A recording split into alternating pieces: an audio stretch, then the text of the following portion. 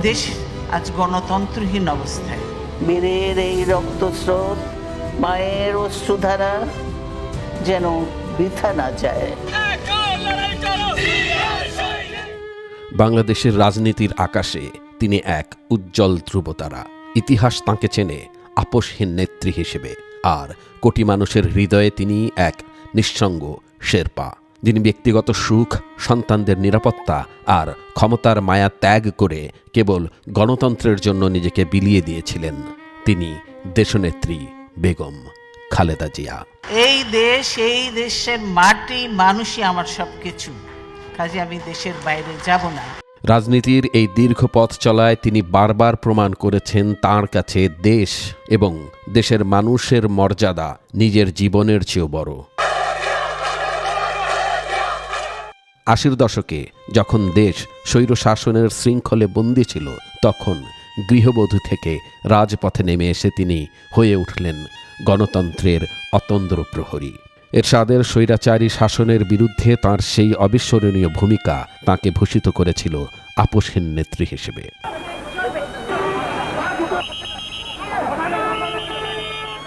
সেই থেকে শুরু, আর কখনো তিনি মাথা নত করেননি। তিনি কেন আপোষ করেন না? একবার ভাবুন ২০০৭ সালের সেই 1/11-এর দুঃসময়ের কথা, যখন ক্ষমতাশীলরা তাকে দেশ ছাড়তে চাপ দিচ্ছিল, যখন তার এবং তার সন্তানদের নিরাপদ জীবনের প্রলোভন দেখানো হয়েছিল, তখন তিনি কি করেছিলেন? এক মুহূর্তের জন্য বিচলিত হননি তিনি। নিজের এবং সন্তানদের নিরাপত্তার চেয়ে তিনি বেছে নিয়েছিলেন এক অনিশ্চিত ভবিষ্যৎকে, কারণ তিনি জানতেন তাঁর আপোষ মানেই বাংলাদেশের গণতন্ত্রের মৃত্যু। গণতন্ত্রহীনতাকে মেনে নেয়ার চেয়ে তিনি একাকী লড়াই করাকেই শ্রেয় মনে করেছিলেন। ১৯৯৬ সালে তিনি চাইলেই ক্ষমতায় থাকতে পারতেন,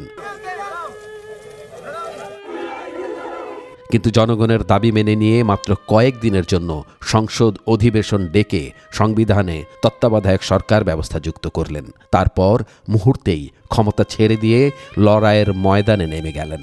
এমন ত্যাগ পৃথিবীর ইতিহাসে খুব বেশি দেখা যায় না। এমনকি ২০০৮ সালে যখন নির্বাচনের ময়দান ছিল অসম, যখন পরাজয় ছিল প্রায় নিশ্চিত, তখনও তিনি নির্বাচনে অংশ নিয়েছিলেন। কেন? কারণ তিনি চেয়েছিলেন এদেশের গণতান্ত্রিক ধারাবাহিকতা যেন কোনোভাবেই ব্যাহত না হয়। কেন রে ভাই, এই গ্যাস কেন মারা হচ্ছে? আমি তো কথা বলছি, কথা বলতেও কি আপনারা দেবেন না? ফ্যাসিস্ট শাসনের সেই অন্ধকার দিনগুলোতে দেশ দেখেছে তাকে কারান্তরালে। মিথ্যে মামলা, শারীরিক অসুস্থতা আর একাকিত্ব তাকে গ্রাস করতে চেয়েছিল, কিন্তু তার মনোবল এক বিন্দুও কমেনি। বিদেশ থেকে ফিরে এসেও তিনি আধিপত্যবাদী রাজনীতির সাথে হাত মেলাননি। জেল খেটেছেন, তবু অন্যায়ের কাছে মাথা নিচু করেননি। তিনি হয়ে উঠেছেন ফ্যাসিস্ট শাসন বিরোধী লড়াইয়ের এক অন্তহীন প্রেরণা। জনগণের ভোটের অধিকার কেড়ে নেওয়া হয়েছে, আমরা জনগণের ভোটের অধিকার ফিরিয়ে আনতে চাই। তাদের একমাত্র লক্ষ্য হলো বিএনপি দমন নীতি। ধরে ধরে মারো টান, রাজা হবে খান খান, তেমনি ভাবে এদের অবস্থাও সেই অবস্থা হবে। বেগম খালেদা জিয়া কেবল একজন রাজনৈতিক ব্যক্তিত্ব নন, তিনি ছিলেন নৈতিকতার এক অনন্য মানদণ্ড। তাঁর প্রতিটি আচরণে মিশেছিল শিষ্টাচার, সৌজন্যবোধ আর পাহাড় সম দৃঢ়তা। তার প্রজ্ঞা আর দূরদর্শিতা আজও আমাদের পথ দেখায়। গণতন্ত্রের ধ্বংসের স্তূপের মধ্য থেকে আমাদের নির্মাণ করতে হবে এক সমৃদ্ধ বাংলাদেশ।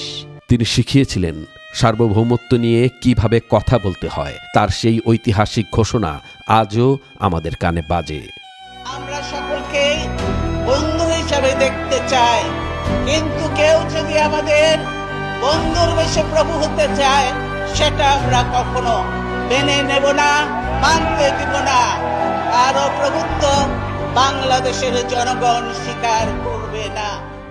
একজন মানুষ কিভাবে দেশের জন্য নিজের পুরো জীবন উৎসর্গ করতে পারেন, বেগম খালেদা জিয়া তার এক অনন্য দৃষ্টান্ত। তিনি চলে গেছেন, কিন্তু তার আদর্শ আজও টেকনাফ থেকে তেঁতুলিয়ার প্রতিটি ঘরে ঘরে প্রতিধ্বনিত হয়। তিনি আমাদের শিখিয়েছেন কিভাবে মাথা উঁচু করে বাঁচতে হয়, কিভাবে একা হয়েও একটি জাতির আশার আলো হয়ে জ্বলতে হয়।